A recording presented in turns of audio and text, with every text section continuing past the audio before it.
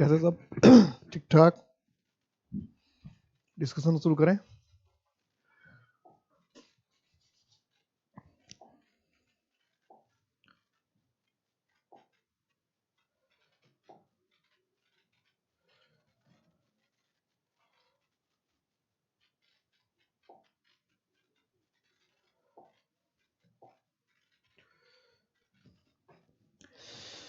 शुरू करते हैं discussion.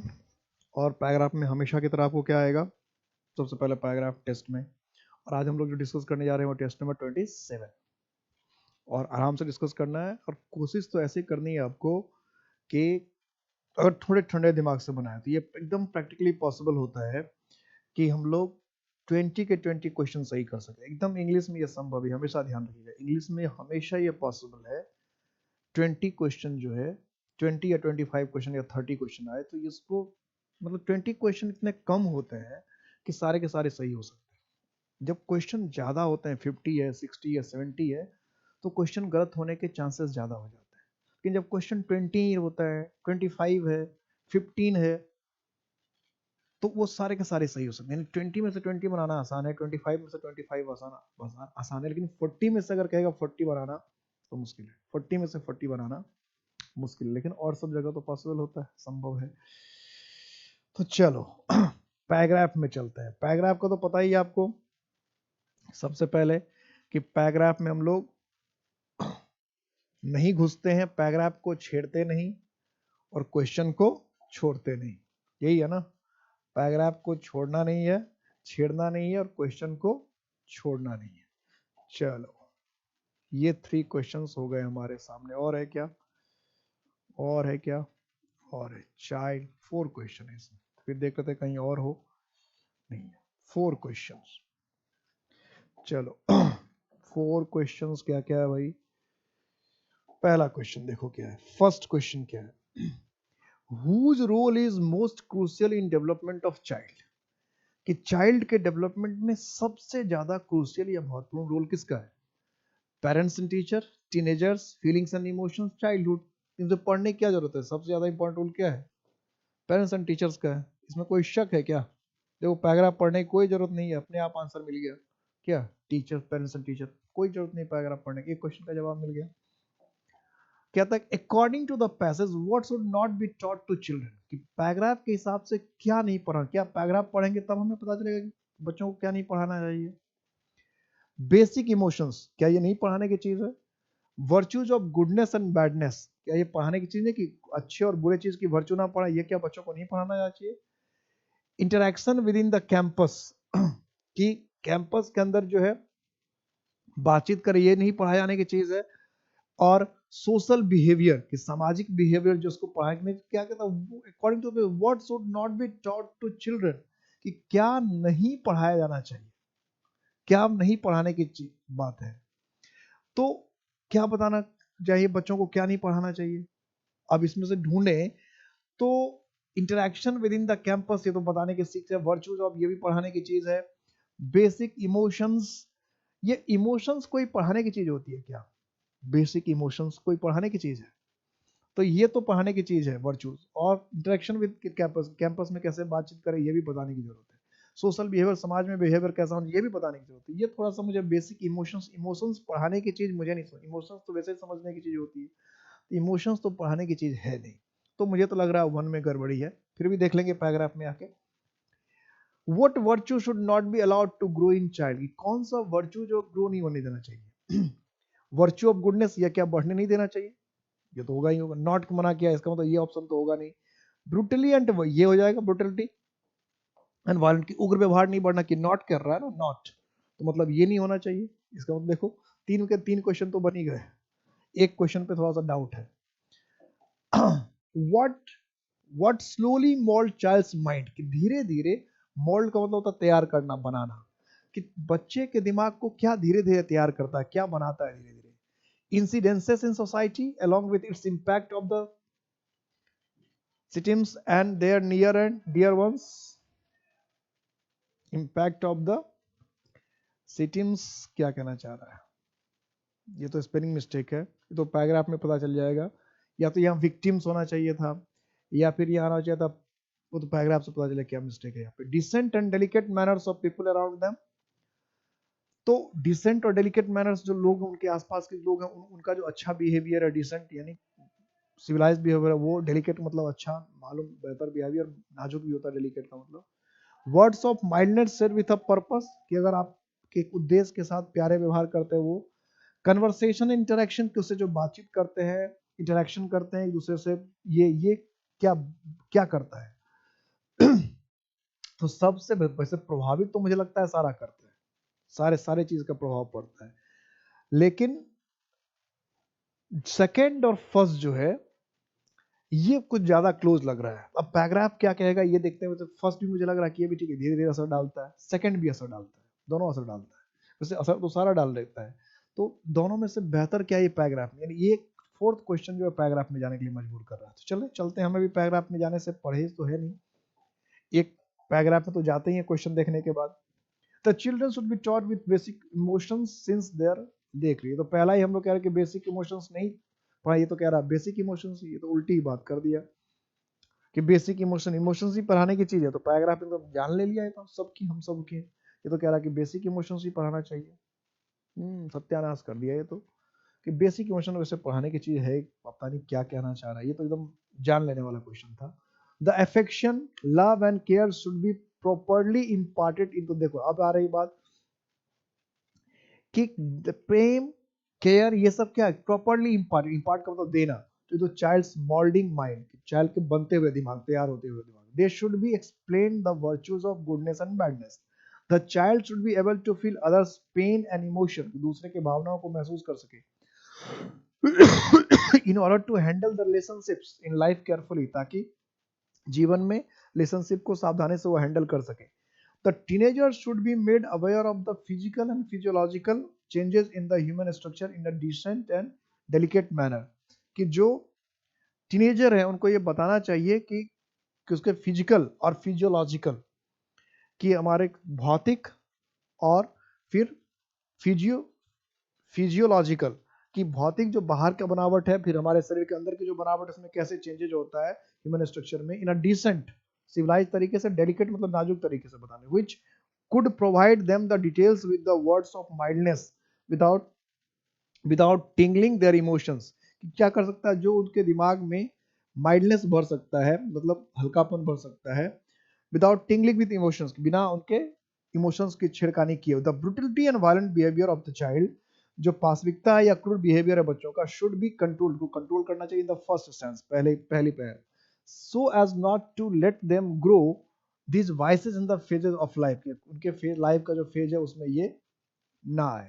A child should be taught the social behavior and basic manners, कि सोचो अब देखिए ये भी और कि social behavior और basic manners भी पढ़ाया जाना चाहिए। These are very much required to lead a respectable life. A child should be made aware of the incidents in the society along with its impact on the victims, मैं यही कह रहा था कि victims होगा, मुझे भी यही लगा था victims, and their near and dear ones. These small pieces of information slowly mold, अभी देखो यही पहला मैं भी कह रहा था कि पहला होने वाला, information slowly mold their mind and they start learning how to respect others' feelings and emotions. In the development of a child, the role of parents and teachers is very crucial. The parent is their child at home with their behavior towards their family members and outsiders. A teacher in the same way spreads the virtue of goodness by their way of conversation and interaction within the campus of the institute in the outside world. A teacher in the same way spreads the virtue of goodness by their way of conversation and interaction within the campus of the institute and in the outside world. यानी teacher का जो ये तो in conversation and interaction within the campus of the institute and in the outside world, ये जो teacher का जो campus में बिहेवियर होता है इससे बच्चे सीखते हैं, ये कह रहा है। ठीक है, तो इसका मतलब क्या है कि whose role is very, ये तो बन गया पहला क्वेश्चन, तो आसानी से बन गया था। दूसरा कि according to the passage what should not be taught to children, क्या पढ़ाया नहीं जाना चाहिए। तो इसका मतलब ये है कि इसका जो ऑप्शन ही क्वेश्चन ही दे रखा है ना वो ठीक ढंग से नहीं दे रखा है, इसलिए कंफ्यूजन कर रहा है कि क्या पढ़ाना नहीं, यानी क्वेश्चन ये जो ऑप्शन भी दिया है, ऑप्शन तो अब ये होगा लेकिन ऑप्शन जो है ये ठीक ढंग से दिया नहीं है, तो इसलिए कंफ्यूज कर रहा था। ये interaction with in the campus, अगर जैसा ये दे रहा है तो सिखाने की चीज है, लेकिन पैराग्राफ में इसने क्या कर दिया कि interaction with in the campus जो टीचर के बिहेवियर के लिए रखा है कि टीचर जो कैंपस में जैसे बिहेवियर करता है, जैसे बातचीत करता है, उसका असर बच्चे पे पड़ता है। तो इसने ऑप्शन जो है वो बिल्कुल ठीक से नहीं दिया है, इसलिए ऐसे गलती हो गई। नहीं तो ऐसे ऐसे अगर इसी को कर देता, पूरा ऐसा सेंटेंस में दे रखा था, तो ये दिक्कत नहीं होती। लेकिन इसने क्या किया, जानबूझ के उलझाने फंसाने के लिए ऐसा दे दिया। ठीक है, ऑप्शन ही ऐसा दे दिया कि लोग पैराग्राफ में जाओ तब पता चलेगा। What virtue should not be allowed to join, ये तो हमने कर ही लिया था, ब्रूटलिटी एंड वायलेंट बिहेवियर, ये तो हो ही गया था। नेक्स्ट क्वेश्चन था व्हाट शुड, हमने ये कहा था कि ये और दो क्वेश्चन यही दो होना चाहिए, दोनों में से बेहतर होगा। तो पैराग्राफ ने क्या कर दिया था, वन को क्लियर कर दिया था। और ये जो विक्टिम्स है, विक्टिम्स VIC टिम्स, विक्टिम्स, ठीक है, विक्टिम्स होना चाहिए था, पहला ही होगा। तो बन गए सारे क्वेश्चन। तो कम से कम हमेशा हम लोग देख रहे हैं कि 2 से 3 क्वेश्चन तो पैराग्राफ का बन ही जाता है। 4 क्वेश्चन है तो कभी 2 बन जाता है और कभी 3, और कई बार तो 3 के 3 ही बन जाते हैं, इसमें कोई खराबी नहीं है। और हमें रुकना वही है पैराग्राफ पे जहां से क्वेश्चन पूछा गया। जहां से क्वेश्चन है ही नहीं उस पर रुक कर हम अपना टाइम खोटी क्यों करें भाई, जहां से क्वेश्चन है ही नहीं। कि पैराग्राफ, इसका मतलब मैं ये कहना चाह रहा हूँ कि पैराग्राफ की एक एक वर्ड को समझना जरूरी नहीं है, क्वेश्चन जहां से आ रहा है बस उस पार्ट को समझना जरूरी है। क्वेश्चन जहां से आ रहा है उस पार्ट को समझना जरूरी है, क्वेश्चन पे फोकस करना कि क्वेश्चन कहां से आ रहा है। ठीक है, find out error part in the sentences, कि जो एरर पार्ट है उसको ढूंढना। He said that he did not feel any need to discuss the episode in the detail, he said that he did not feel any need to discuss the episode in the detail. कि he said that he did not feel, उसने कहा कि उसको महसूस नहीं हो रहा है कि any need to discuss, कि डिस्कस करें the episode in the detail। इसमें क्या कोई गलती नहीं है। he said that he did not feel any need to discuss the episode in the detail। क्या कोई गलती मिल रहा है? देखो ये ईडियम की गलती है। मिला आपको क्या कुछ? मिला तो बताना, मिला तो बताना। कुछ मिल रहा है तो बताना, कोई गलती अगर मिल रहा है तो उसे बताना। मिला क्या?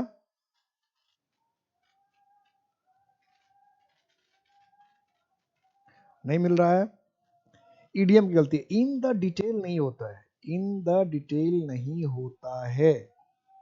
क्या होता है? In detail. क्या होता है? In detail.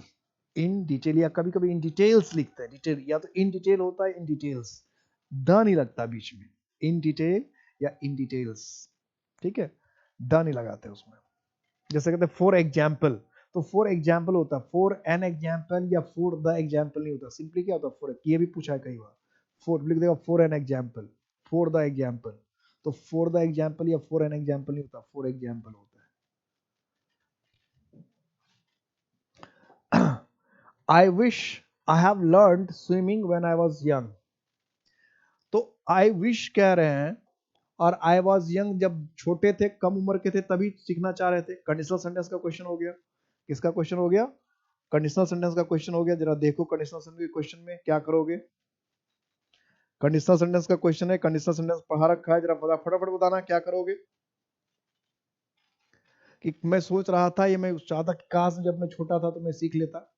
When I was young, I was young, क्या होगा? कि काश मैंने जब छोटा था तभी सीख लिया होता तैरना। तो ये होता I had learned, I had learned swimming when I was young. ये अब मैंने बता रखा कि कंडीशनल सेंटेंस में सिर्फ कंडीशन का टेंस फिक्स होता है, जो रिजल्ट है उसका टेंस फिक्स नहीं होता। तो सेंस का मीनिंग यहाँ आई हैड ही नहीं होना चाहिए, यानी कि आई वर, यहाँ देखा कि वाज है, यहाँ लिख दिया आई वर लर्निंग, ऐसा नहीं। आई हैड लर्न, कि मैंने सीख लिया होता, मैंने सीख लिया होता, ये सेंस है। आई हैड लर्न, जब मैं छोटा सा था उसी समय मैंने सीख लिया होता। Next question, unless you work hard you can not pass. कि जब तक तुम कड़ी मेहनत नहीं करोगे तुम पास नहीं कर सकते। Unless you work hard you can not pass. अब इसमें अगर गलती की बात करें तो यहां तक तो कोई गलती नहीं है। अब इसमें, अब ये प्रिंटिंग मिस्टेक है कि एग्जाम में जानबूझकर पूछा है तो भगवान जाने। कैन नॉट को हम कभी अलग अलग नहीं लिखते, ये ध्यान रखना। तो ये प्रिंटिंग मिस्टेक तो हो नहीं सकता है, जिसका मतलब ये जानबूझकर एरर में ही पूछा है कि प्रिंटिंग मिस्टेक में सपोज करो कि कैन नॉट एक साथ था, उसको अलग अलग करता है, ऐसा इतने टाइपिस्ट स्मार्ट नहीं होते। तो unless you work hard you can not pass. Can not अलग अलग नहीं लिखा जाता, एक साथ लिखा जाता है हमेशा, सटाकर एक वर्ड की तरह। कैन नॉट हमेशा एक वर्ड की तरह लिखना चाहिए, अलग अलग नहीं लिखना चाहिए। ये जनरली ऐसा होता है कैन के साथ, तो उसके हिसाब से ये सी में गलती है। कैन नॉट एक वर्ड की तरह यूज होता है जनरली।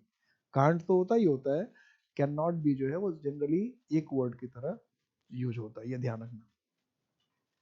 हालांकि बहुत लोग इसको स्ट्रिक्टली फॉलो नहीं करते, तो जो स्ट्रिक्टली फॉलो नहीं करते उसके हिसाब से नो एरर भी है। ये भी मैं कह रहा हूँ कि बहुत लोग इस नियम को जो है स्ट्रिक्टली फॉलो नहीं करते हैं कि कैन नॉट को अलग अलग लिखते हैं, लेकिन ग्रामर ये कहता है कैन नॉट को एक वर्ड की तरह लिखा जाना चाहिए। कैन नॉट जो है एक वर्ड की तरह यूज होना चाहिए। क्या तो टेक्निकली तो सी में है।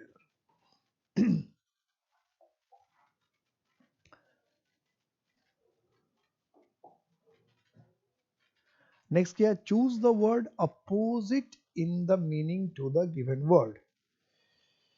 अपोजिट मतलब क्या, विपरीत। विपरीत ढूंढना है, विपरीत। तो कन्फाइन का मतलब क्या होता है, घेरना। सीरियसनेस का मतलब क्या होता है, गंभीरता।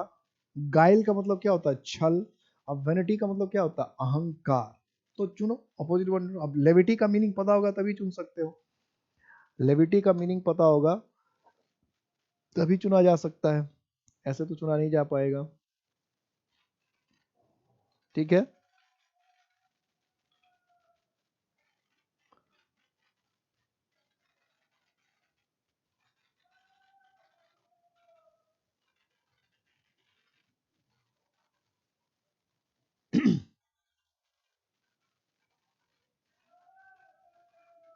क्या होगा बताओ,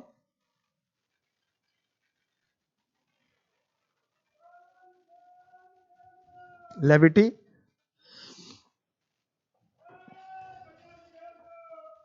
इन चारों का मीनिंग देख लिया। कन्फाइन का मतलब होता है घेरना, सिकोड़ना। सीरियसनेस का मतलब होता है गंभीरता। गाइल का मतलब होता है छल, कपट। और वेनिटी का मतलब होता है अहंकार या घमंड। तो भाई इस क्वेश्चन को बनाने के लिए सबसे पहले तो हमें लेविटी का मीनिंग पता होना चाहिए। तो लेविटी का मतलब होता है हल्कापन। क्या होता है, हल्कापन। तो हल्का फुल्का, हल्कापन। यानी किसी चीज को हम गंभीरता पूर्वक नहीं लेते, उसको कहते हैं लेविटी। जैसे कोई बीमार है उसको हल्के में ले रहा है, तो हल्कापन। लेविटी का मतलब क्या होगा, हल्कापन, लेविटी। तो इसके हिसाब से अगर अपोजिट वर्ड देखें तो फिर क्या होगा, सीरियसनेस। ठीक है, क्योंकि लेविटी का मतलब हो गया कि हल्का, ढीलापन, किसी बात को सीरियस गंभीरता पूर्वक नहीं। कोई बीमार है और आप उसको गंभीरता पूर्वक नहीं ले रहे हैं, तो ये क्या है, लेविटी है। ढीलापन कहते हैं इसको, ढीलापन। ये आयरेट।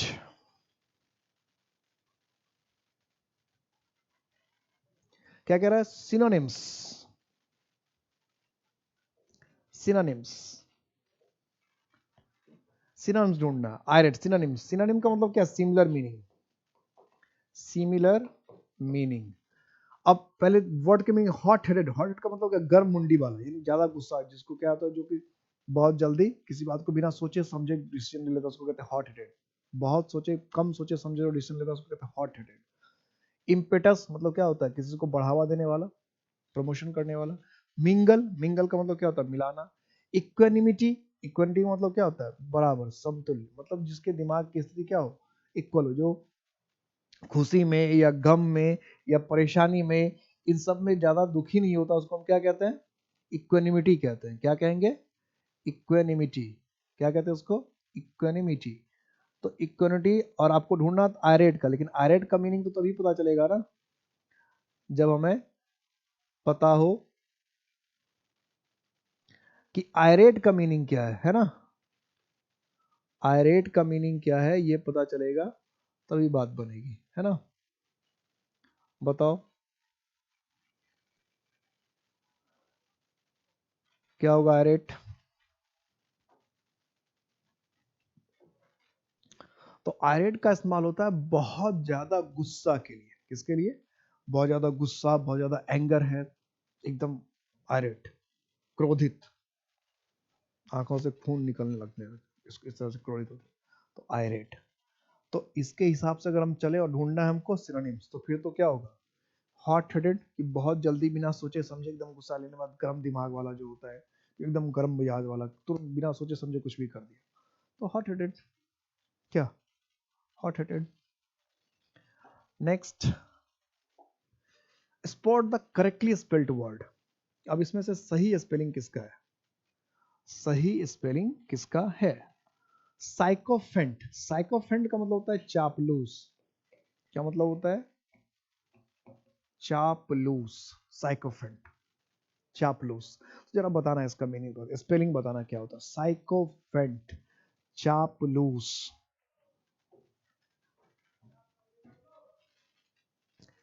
चापलूस हट गया मैं आपके सामने से ताकि आप सारे ऑप्शन को ठीक से देख चुके हैं।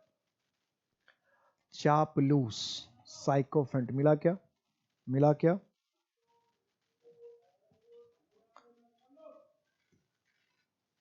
साइकोफेंट, ये स्पेलिंग सही है, साइकोफेंट।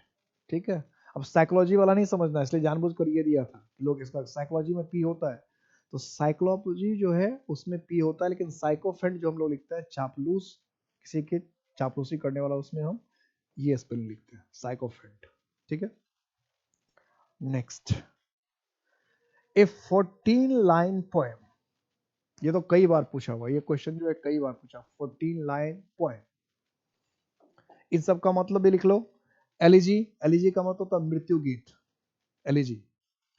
एपिटैफ, पत्थर वगैरह पर जो लिखा जाता है उसको कहते हैं एपिटैफ, या मौत के बाद जो शिला पत्थर पूछेगा उसको एपिटैफ कहते हैं। अमेजन, अमेजन का मतलब बहादुर, महिलाओं के लिए खासकर ज्यादा ये होता है अमेजन, बहादुर। सोनेट, शेक्सपियर इसके लिए बहुत फेमस थे, बहुत बहुत। सोनेट, ये 14 लाइन के जो पोएम थे इसके लिए सोनेट का इस्तेमाल करते, सोनेट बहुत ज्यादा उनको फेमस था उनका 14 लाइन का पोएम। तो 14 लाइन के पोएम को जनरली सोनेट, सोनेट, और स्पेलिंग करेक्शन में भी कई बार पूछा ही है, स्पेलिंग करेक्शन में पूछा, तो ध्यान रखना, सोनेट। Stick to his guns, idiom हो गया, stick to his guns, actually होता है स्टिक टू वंस गन्स, अभी इसमें हिज लिख दिया लेकिन होता है स्टिक, बुक वगैरह में पढ़ेंगे तो होगा स्टिक टू वंस गन्स, ऐसे लिखा जाता है, वंस लिखा रहेगा। अब जब सेंटेंस में यूज करते हैं तो वंस की जगह हिज, माय कुछ भी कर सकते हैं, I am sticking to my guns, you are sticking to your guns, he is sticking to his guns, तो वंस को चेंज कर देते हैं। ठीक है, लेकिन जो बुक वगैरह पढ़ेंगे तो उसमें लिखेगा स्टिक टू वंस गन्स। ठीक है, स्टिक टू वंस गन्स। तो stand by his truth, maintain his gun, maintain his weapons, maintain his anger. देखो इसमें गन है तो ये दोनों मीनिंग तो होगा नहीं, क्योंकि इडियम की एक खासियत होती है कि जैसा वर्ड होता है बिल्कुल वैसा मीनिंग तो होता नहीं, और जैसा वर्ड है वैसा ही मीनिंग कर दिया, इसका मतलब बी और सी तो खत्म हुआ। अब स्टैंड बाय हिज ट्रूथ या मेंटेन हिज एंगर, कि गुस्सा को बनाए रखना, और stand by his truth.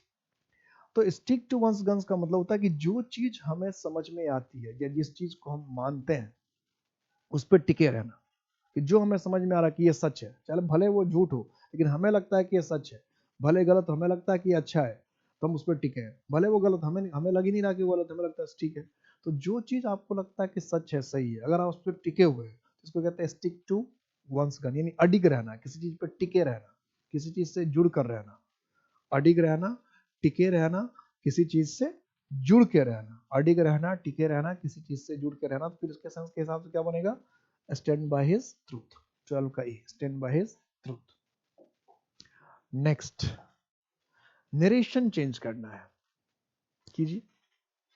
The peon said to his officer, peon ने कहा अपने ऑफिसर से, प्लीज फॉरगिव मी, कि मुझे माफ कर दो। The peon told his officer, please forgive me. The peon requested his officer to forgive him. The peon said to his officer that he should forgive him. The peon requested his officer that he forgive him. तो सबसे पहले तो आपको जब narration change करते हैं तो आपको पता है कि ये प्लीज, वेलकम, ये सब वर्ड को लिखा नहीं जाता, तो ये तो प्लीज इसमें लिख दिया, इसका पहला ऑप्शन ये खत्म हो गया, पहला तो होगा नहीं। अब प्लीज है इसका मतलब रिक्वेस्ट क्या होगा, तो दूसरा ऑप्शन तो है the peon requested his officer to forgive him, तो यही बन के जब हम कनेक्टर से बन जाएगा। जब हम रिक्वेस्ट करते हैं, किसी को ऑफर करते हैं, तो रिक्वेस्ट करने के लिए, ऑफर करने के लिए, सजेशन करने के लिए जो इंपेरेटिव सेंटेंस से पता रखा है, तो इंपेरेटिव सेंटेंस का कनेक्टर क्या होता है? टू होता है। जब हम रिक्वेस्ट करते हैं, ऑफर करते हैं, तो इंपेरेटिव सेंटेंस हुआ, और इंपेरेटिव सेंटेंस का कनेक्टर क्या है? टू है ना? तो टू इसमें कनेक्टर का इस्तेमाल किया भी हुआ, जिसका मतलब यही सही हो जाएगा। और जब ऑब्जेक्ट रहता है तो हम सेड का इस्तेमाल कर नहीं सकते हैं, ठीक है? तो ये सेड टू वैसे ही गलत हो गया, क्योंकि इसमें तो ऑफिसर है ना। जैसे ऑब्जेक्ट रहता है, रिपोर्टिंग ऑब्जेक्ट रहता है, तो सेड को बदलना ही रहता है। इसमें सेड में किया नहीं, ऑप्शन ही गलत है। ये पहला और तीसरा ऑप्शन ही गलत हो गया। The peon requested is officer that he, अब इसमें रिक्वेस्ट किया है तो शुड तो होना चाहिए था इसमें। ही फॉरगिव, ये वैसे ही गलत है। ही सिंगुलर सब्जेक्ट है, ये फॉरगिव कर दिया, ये तो सेंटेंसिंग का ग्रामेटिकल मिस्टेक ही हो गया। नहीं, कि सिंगुलर सब्जेक्ट के साथ प्लूरल वर्ब का इस्तेमाल कर दिया, तो सारे ऑप्शन ही गलत थे सेकंड के अलावा। Next question, change the voice. Change the voice. It is impossible to do this. It is impossible to do this. कि ऐसा करना क्या है? असंभव है। It is impossible to do this. कि ऐसा करना असंभव है। बनाओ क्या होगा? ऐसा करना असंभव है। वॉइस को चेंज करना है। अब वॉइस को चेंज करना है, इसका मतलब ये नहीं कि अपनी आवाज को बदल लिया। चलो हम अपनी वॉइस को चेंज कर रहे हैं। This is impossible to be done.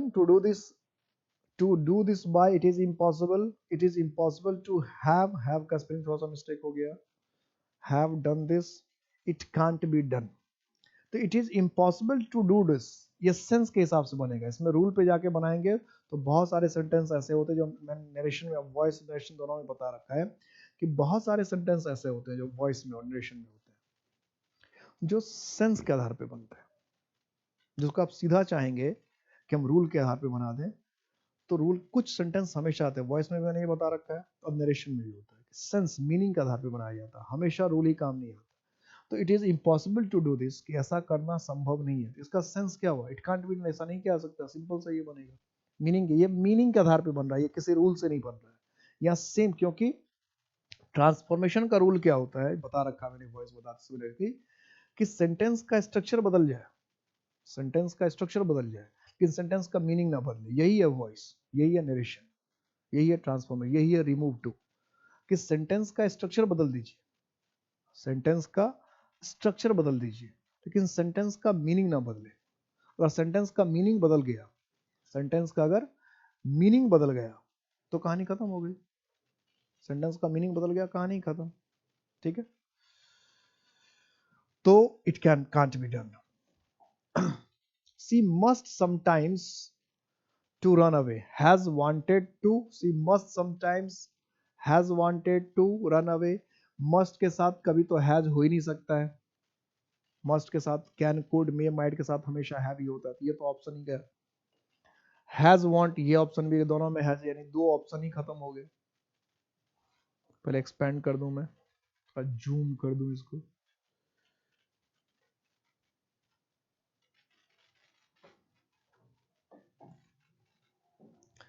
तो हैज आना ही नहीं है, ये गलत हो गया। हैज नहीं आना है, यहां भी हैज, क्योंकि मस्ट के साथ कैन, कुड, मे, माइट, इन सब के साथ हैव आता है।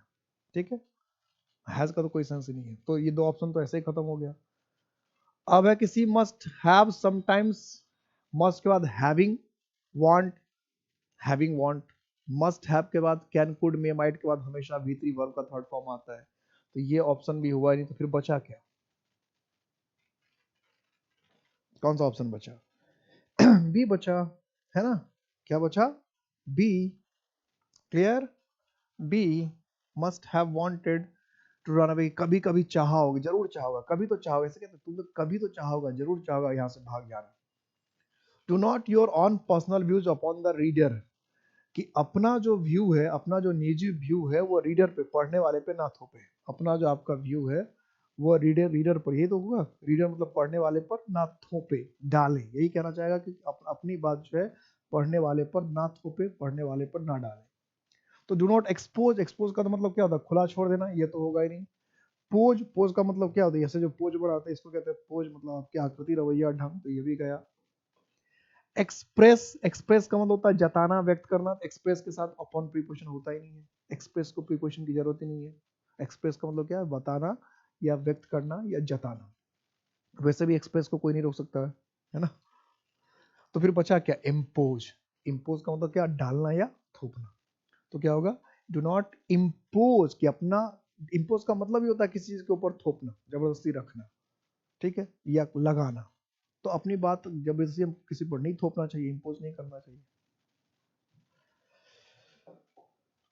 ऑल ऑर्डर्स मस्ट, जितने भी ऑर्डर्स हैं, जितने भी आदेश है, उनको क्या करना चाहिए, मस्ट होना ही चाहिए। मस्ट, जब हम किसी को स्ट्रॉन्ग सलाह देते हैं तो मस्ट का इस्तेमाल करते हैं। All orders must, the rules. अब ये प्रीपोजिशन की गलती है, वर्ड तो सारा कन्फर्म ही है, कन्फर्म कन्फर्म कन्फर्म। कन्फर्म का मतलब होता है किसी चीज के अनुरूप होना, किसी चीज के मुताबिक होना, किसी चीज के अनुसार होना, किसी चीज के मुताबिक होना, किसी चीज के अनुसार होना, किसी चीज के अकॉर्डिंग होना। और कन्फर्म का फिक्स प्रीपोजिशन होता है। ये जो फिक्स प्रीपोजिशन मैंने करवाया, प्रीपोजिशन की लिस्ट में करवा रखा है, जो प्रीपोजिशन मैंने कहा है, और हमेशा मैं कहता हूँ कि 500 प्रीपोजिशन कम से कम फिक्स प्रीपोजिशन याद होना चाहिए सब, कम से कम 500, नहीं तो बात नहीं बनेगी। और वो लिस्ट भी आपको प्रीपोजिशन चैप्टर में अवेलेबल करवाया हुआ लिस्ट, यानी कि सिर्फ कहा जा रहा है कि 500 याद होना चाहिए। करवा भी रखा है, करवा भी रखा है। तो all orders must confirm, confirm का प्रीपोजिशन क्या है, टू। कन्फर्म का प्रीपोजिशन क्या होता है, टू। इसलिए 17 का आंसर क्या हो जाएगा, बी। 17 का आंसर क्या है, बी। ठीक है, कभी कभी बैटरी चेक करते रहना पड़ता है। The lady to be a close relative of our, ये फ्रेजल वर्ब डालना है। ये क्या हो गया, ये फ्रेजल वर्ब का क्वेश्चन हो गया, ठीक है। तो the lady turn to be a close, यानी कि ऐसा कहना चाहिए, ये जो महिला, ये तो हमारी करीबी रिश्तेदार निकली, ठीक है, करीबी रिश्तेदार निकली। ये महिला तो हमारी करीबी रिश्तेदार निकली, यही कहना चाह रहे हैं, ये महिला तो हमारी बहुत ही करीबी रिश्तेदार निकली। तो lady turn to be, turn out, turn in, took off. Took off का तो मतलब प्लेन वगैरह का होता, उड़ना, ये तो हुआ नहीं। टर्न इन, टर्न इन का मतलब होता है किसी चीज में बदल जाना, किसी चीज में बदल जाना। तो बदल गई होगी लेडी, ऐसा तो होगा नहीं। टू यहाँ ऑलरेडी है, तो टू टू दो बार टू तो होगा नहीं, तो ऑप्शन ऐसे ही कर गया, lady turn to to be, तो ये तो दो बार होगा नहीं। तो बचा ये टर्न आउट और टर्न इन। तो the lady turn in to be a close, turn in का मतलब था किस, क्या करना, अपना रूप बदल के कुछ और हो जाता है, ऐसा तो कोई सेंस बना था। टर्न आउट टू बी क्या है, टर्न आउट का मतलब क्या होता है, परिणित होना। टर्न आउट, साबित होना, किसी चीज को बदल जाना। तो क्या हुआ कि वो महिला तो क्या निकली, हिंदी टर्न आउट का मतलब निकलना भी होता है।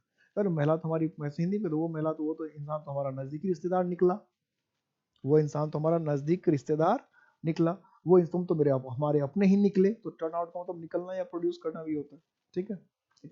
तो वो तो हमारा रिश्तेदार निकला, ऐसा कह देते हैं, turn out. The man was absorb, देखिए फिक्स प्रीपोजिशन का क्वेश्चन पूछ रहा है, 3 क्वेश्चन हो गया आपको, फ्रेजल वर्ब और फिक्स प्रीपोजिशन मिलाकर, फिक्स्ड। अब एब्जॉर्ब का प्रीपोजिशन आपको पता होना चाहिए। एब्जॉर्ब का मतलब क्या, किसी चीज में लीन, किसी चीज में डूबा हुआ, किसी चीज में समाया हुआ। एब्जॉर्ब का मतलब क्या होता है, किसी चीज में डूबा हुआ, किसी चीज में समाया हुआ, किसी चीज में एकदम तल्लीन, एकदम किसी चीज में अगर डूब जाते हैं, समा जाते हैं, खो गए, तो उसको कहते हैं एब्जॉर्ब। और एब्जॉर्ब का जो प्रीपोजिशन होता है, फिक्स प्रीपोजिशन, वो क्या होता है, क्या, इन, एब्जॉर्ब इन हिज वर्क, कि वो अपने काम में एकदम, हिंदी में कहते हैं अपने काम में लीन था, अपने काम में डूबा हुआ था, अपने काम, कोई कहता, कोई कहेगा अपने काम में मग्न था, कोई अपने काम में लीन था, कोई कहता अपने काम में डूबा हुआ था। तो किसी काम में लीन होना, तल्लीन होना, डूबा हुआ होना, मगन होना, खोया हुआ होना, सब क्या कहते हैं, एब्जॉर्ब्ड इन। क्या कहलाता है, एब्जॉर्ब्ड इन। तो डी होना चाहिए था। Next question, what is the part of speech of dog, कि डॉग का क्या पार्ट्स ऑफ स्पीच है भाई, डॉग का क्या पार्ट्स ऑफ स्पीच। तो डॉग तो जनरली जो है वो नाउन और वर्ब की तरह यूज होता है। अगर डॉग का मतलब कुत्ता है, कुकुर, प्लूरा, ठीक है, तो फिर नाउन है। और डॉग का मतलब अगर किसी का पीछा करना है, किसी को बाधित करना है, डॉग का मतलब बाधित करना भी होता है, बाधित करना, किसी का पीछा करना। तो डॉग का मतलब अगर बाधित करना है, किसी का पीछा करना है, तो फिर डॉग क्या है, वर्ब है। तो अब इसमें तो कोई ऑप्शन ही नहीं दे रखा है, देखो कोई ऑप्शन है क्या, कोई ऑप्शन है क्या, कोई ऑप्शन ही दे रखा है। पहला ऑप्शन दे रखा है एडजेक्टिव, ये भी नहीं होगा। दूसरा देख रखा प्रीपोजिशन, ये भी नहीं होना है। कंजंक्शन तो बेचारा है ही नहीं, तो फिर बचा क्या, एक ही ऑप्शन बचा। नो नो, ये नहीं कि कोई ऑप्शन है तो उसको करके ही आना है। डॉग मतलब कुत्ता होता है, कुत्ता है तो किसी का नाम है, नाम है तो नाउन है, नाउन कहीं ऑप्शन ही नहीं है। डॉग का मतलब किसी का चीज का पीछा करना होता है, पीछा करना है तो ये वर्ब है, वर्ब ऑप्शन में है, नाउन ऑप्शन में है ना वर्ब ऑप्शन में है। तो फिर क्या होगा, नन ऑफ दिस। ठीक है, ध्यान रखना मीनिंग के आधार पे पार्ट्स ऑफ स्पीच या यूज के आधार पे पार्ट्स ऑफ देखते हैं। देखो जब सेंटेंस बना के पूछता है तब तो यूज के आधार पे पार्ट्स ऑफ स्पीच भी पूछता है। एकदम सेंटेंस बना दिया, सेंटेंस में से पूछा ये कौन सा पार्ट, तो जैसा यूज हुआ होगा उसके हिसाब से पार्ट्स ऑफ स्पीच बताते हैं। लेकिन जब बिना सेंटेंस का पार्ट्स ऑफ स्पीच पूछता है, जब बिना सेंटेंस का पार्ट्स ऑफ स्पीच पूछता है, तब तो भाई आपके पास कोई ऑप्शन नहीं है।